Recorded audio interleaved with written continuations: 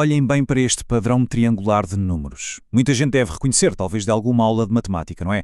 Parece simples, quase um aquecimento mental.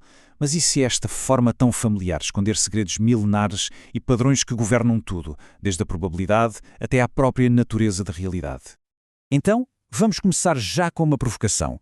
E se o nome que toda a gente aprendeu na escola estiver errado? Esta questão é o ponto de partida da nossa análise, o mistério que nos vai levar numa viagem incrível pela história e pela matemática. Para descobrir a verdade, vamos começar com uma investigação histórica, quase como detetives, a seguir as pistas para desvendar as verdadeiras origens deste famoso objeto matemático. Ok, vamos mergulhar nisto.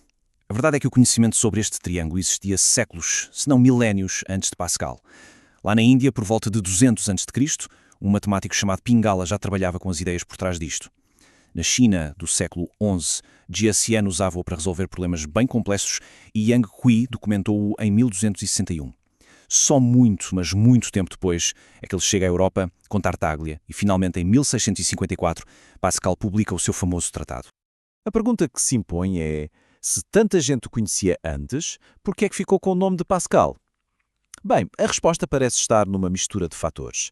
Isolamento cultural, as barreiras da língua e o facto de que o trabalho do Pascal foi super completo, especialmente na teoria da probabilidade, o que acabou por ofuscar tudo o que veio antes. Ok, já vimos a história. Agora vamos à parte matemática. O que é que torna esta estrutura, que nasce de uma regra mas tão simples, algo tão especial? Como é que algo tão básico pode ter tanta complexidade lá dentro? A beleza disto tudo está na simplicidade. É incrível. Reparem, a gente começa com um lá no topo. Depois, as pontas de cada linha são sempre um. E os números do meio? Esses são fáceis. É só somar os dois números que estão logo acima. 1 mais 1 dá 2. 1 mais 2 dá 3. É só isto. É esta regrinha que cria toda esta estrutura fantástica. E pronto. O resultado daquela regra tão simples é isto. À primeira vista, parece só um monte de números simétricos, certo? Mas não se deixe enganar. Escondido nestas linhas e diagonais tem um universo inteiro de padrões matemáticos. Vamos descobrir alguns deles. Ok, primeiro desafio. O que é que acontece se a gente somar os números de cada linha? Pensem lá. A linha que tem 1, 2, 1, a soma dá 4. É de baixo com 1, 3, 3, 1, dá 8. Já estão a ver algum padrão a surgir? Pois é. A soma de cada linha é uma potência de 2. 2, 4, 8, 16, 32 e por aí fora. A linha n vai somar sempre 2 elevado a n. É a primeira propriedade mágica que a gente descobre aqui. Fantástico, não é? Mas não para por aí. Agora, em vez das linhas, vamos olhar para as diagonais. A segunda diagonal, se ignorarmos os uns da borda, esconde uma sequência muito, muito especial. Olhem só. 1, 3, 6, 10, 15. Alguém reconhece? Estes são os famosos números triangulares. São os números que obtemos se formos empilhando pontos para formar triângulos. Mais uma vez, uma sequência fundamental da matemática aparece aqui quase como que por magia. E se eu disser que há uma sequência ainda mais famosa escondida aqui? A sequência de Fibonacci, aquela em que cada número é a soma dos dois anteriores. Mas onde é que ela está? A pista é olhar para as diagonais de uma forma um pouco diferente, umas diagonais mais rasas. Vamos lá ver. A primeira soma dá 1, a segunda também 1, a seguinte 1 mais 1 dá 2, a próxima 1 mais 2 é 3, depois 5 e a seguir 8. É inacreditável, é a sequência de Fibonacci, ali perfeitinha, formada pela soma destas diagonais. Isto é absolutamente genial. Ok, estes padrões são fantásticos, mas e daí? Para que é que servem na prática?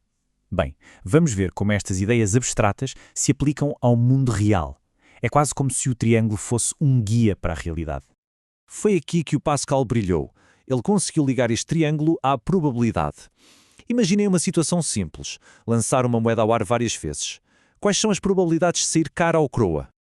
Por exemplo, se lançarmos uma moeda 4 vezes, de quantas maneiras diferentes podemos ter, 2 caras e 2 coroas? Dava para calcular na mão, mas o triângulo dá-nos um atalho incrível. A resposta está toda na linha 4 do triângulo. Olhem para os números.